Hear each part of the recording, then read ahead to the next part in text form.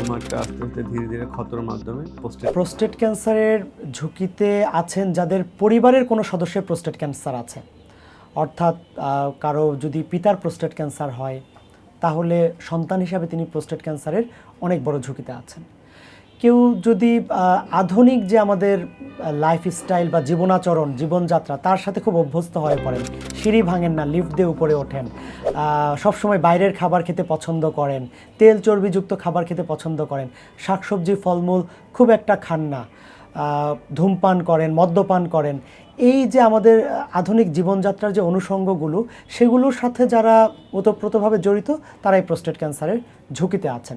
একটা ছোট্ট টিপস দেওয়া যেতে পারে, সেটা হলো বেশি করে টমেটো খাওয়া।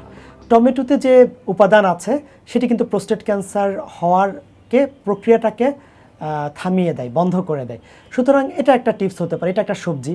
সুতরাং অন্যান্য শাকসবজি ফলমূল আপনার প্রোস্টেট ক্যান্সার হওয়ার ঝুঁকি অনেকটাই কমিয়ে ফেলে। পদ্ধতি আছে, আপনি স্ক্রিনিংয়ের আওতায় আসতে পারেন।